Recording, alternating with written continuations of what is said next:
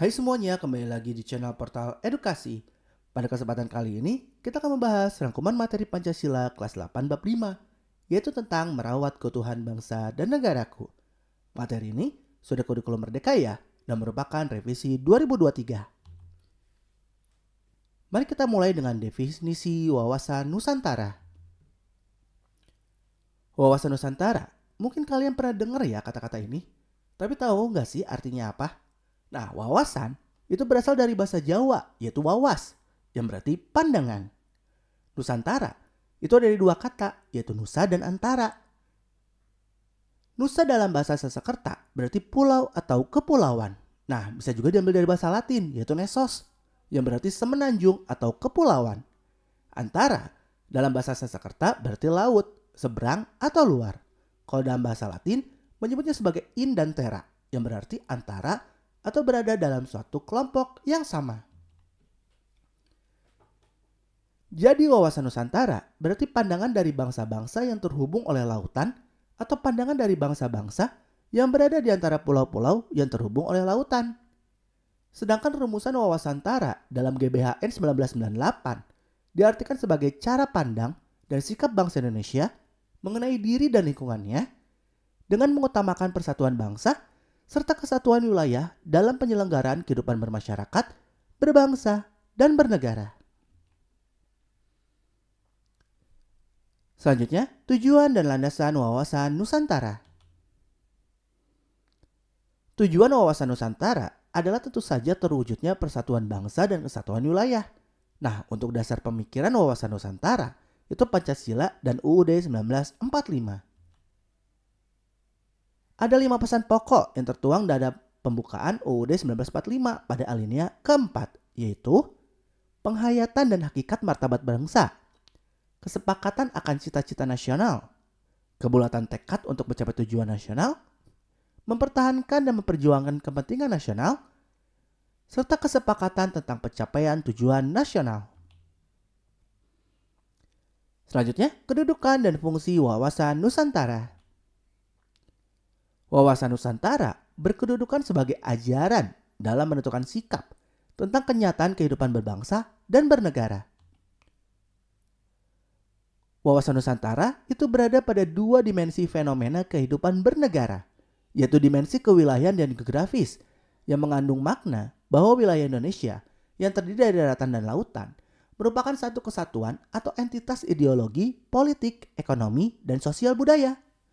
Kalau dimensi kehidupan bermasyarakat, berbangsa, dan bernegara, itu mengandung makna bahwa Indonesia merupakan satu kesatuan atau entitas yang memiliki keragaman suku, etnis, dan budaya yang terikat dalam kesepakatan satu bangsa dan satu negara. Lalu, fungsi dari wawasan Nusantara itu sendiri yaitu menumbuh kembangkan kesadaran, pemahaman, dan semangat kebangsaan Indonesia, menanamkan kesadaran akan kerelaan untuk berkorban yang dilandasi oleh kecintaan pada tanah air.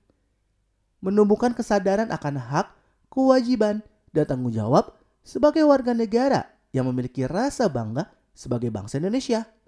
Mendasarkan diri pada nilai-nilai persatuan dan kesatuan dalam mengembangkan kehidupan bersama.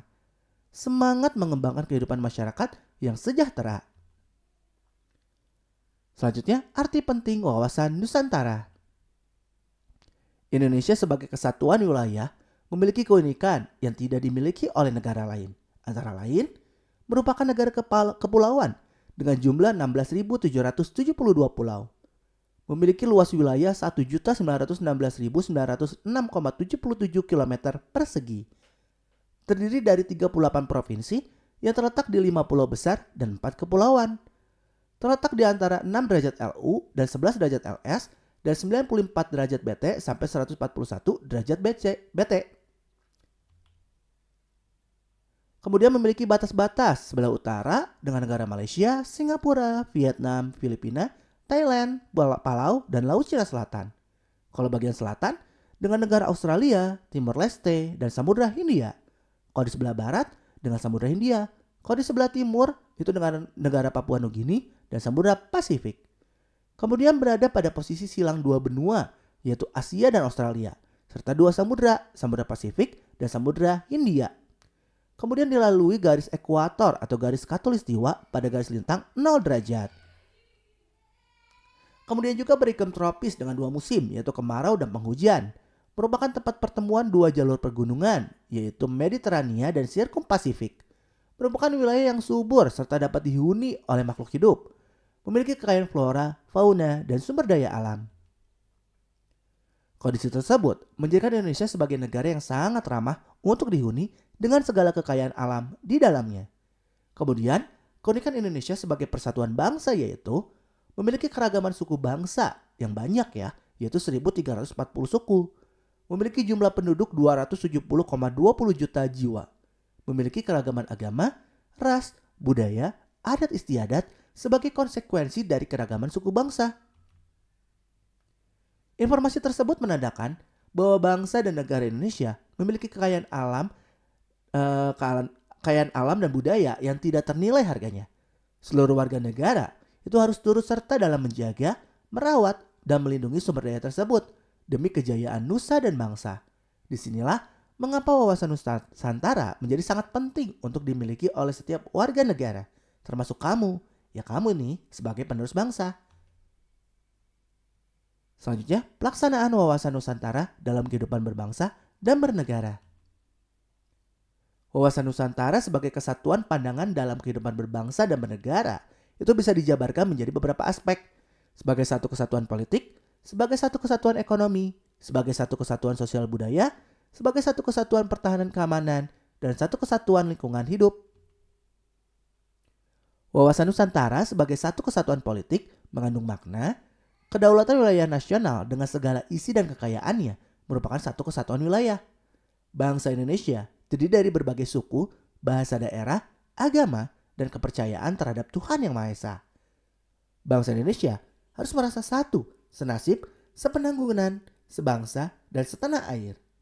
Pancasila adalah satu-satunya ideologi dan falsafah bangsa dan negara.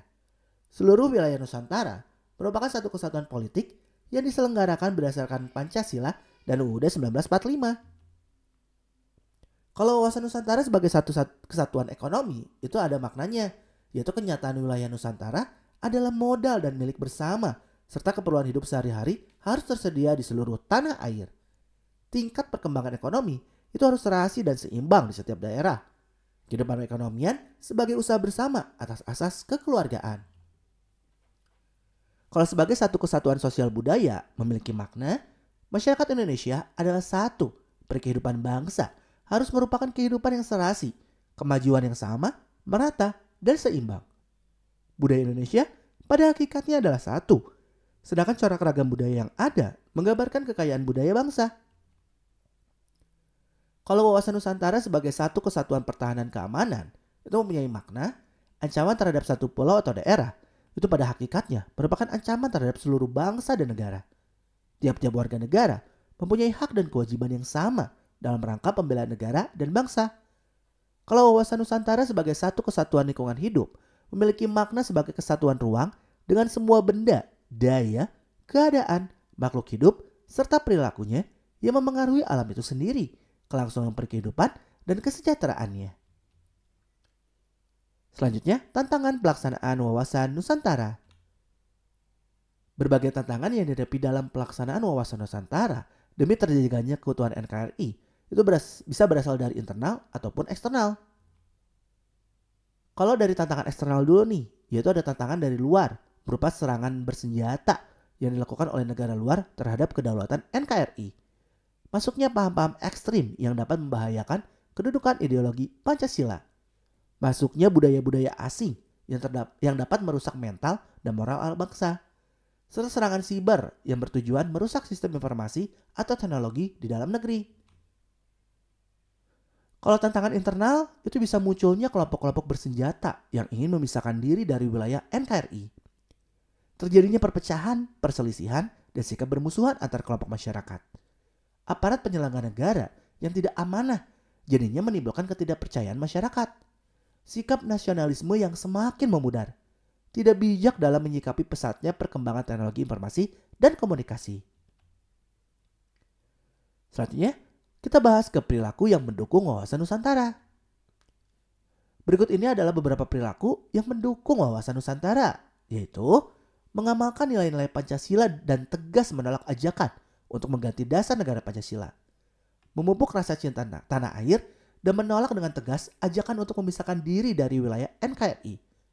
Mematuhi peraturan yang berlaku, mengembangkan toleransi, saling menghormati, dan menolak penyebaran kebencian, menyampaikan pendapat melalui saluran yang tepat, serta mencintai produk Indonesia. Nah ya mungkin cukup sekian. Terima kasih telah menyimak video pembelajaran hingga selesai. Semoga bermanfaat kita semua. Jangan lupa like, comment, and subscribe.